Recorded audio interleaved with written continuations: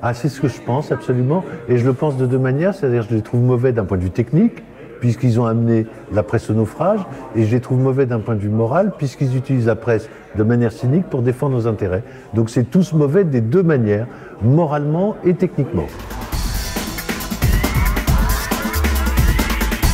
Ah, je dis c'est totalement faux, parce que les chiffres le montrent. Mon livre est aussi une étude économique, et je montre que la crise de la presse a commencé bien avant le web, puisqu'elle a commencé en gros au début des années 80. Donc elle est bien plus ancienne que le web.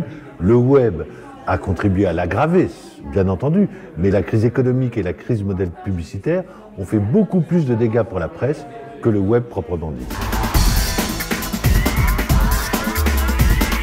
Alors, il y a eu les erreurs de l'État, qui a été un très mauvais acteur de la presse, qui a préféré donner des subventions à la presse plutôt que de lui donner des statuts.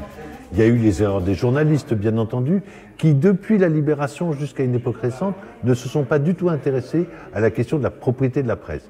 Il y a eu la folie des grandeurs de ce que j'appelle les journalistes managers, Serge July, par exemple, à Libération, ou Jean-Marie Colombani au Monde, qui ont développé une stratégie de croissance à tout va, sans en avoir les moyens. Et puis, ces dernières années, il y a eu la stratégie des propriétaires qui a consisté à racheter des journaux et alors, ce que je dis de manière un peu familière, mais ce que je pense, à leur serrer le kiki, c'est-à-dire à leur maintenir la tête tout juste hors de l'eau pour leur éviter de couler, mais sans leur donner les moyens de leur croissance. Bien sûr, c'est de produire de bons contenus, de bons articles, de bons reportages, de bons sujets, de beaux dossiers, mais pour ça, il faut de l'argent.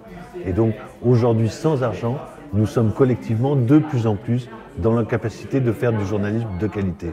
Donc nous avons besoin de reprendre la parole au moins, si ce n'est le pouvoir. Je ne suis pas forcément révolutionnaire, encore que parfois je pense que pour changer la presse, une seule solution serait peut-être la révolution. Mais en tout cas, ça mérite d'en discuter. Mais en tout cas, se réintéresser à cette question économique, se réintéresser à l'idée qu'il faut que les journalistes retrouvent une parole collective dans ce pays.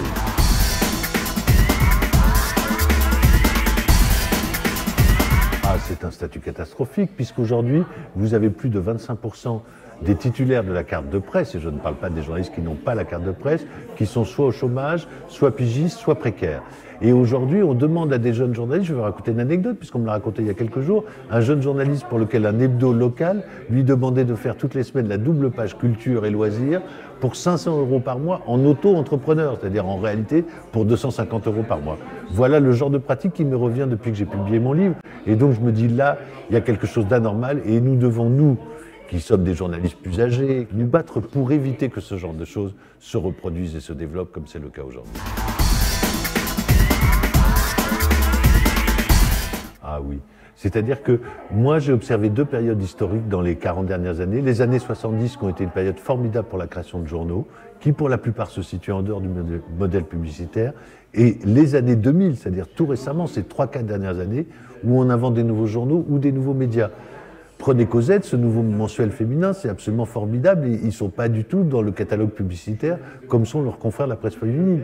Mediapart, qui a un modèle publicitaire fondé sur l'abonnement et donc sur l'électorat, pour l'instant est un média qui reste autonome mais qui en plus a gagné de l'argent. Donc je crois vraiment qu'il faut se penser hors de la publicité, peut-être raisonner, comme disent les Américains, sur Small is Beautiful, faire des projets plus petits, avoir moins la folie des grandeurs, mais faire des projets qu'on peut financer, dans lesquels on peut bien entendu payer les journalistes et l'ensemble des collaborateurs des journaux.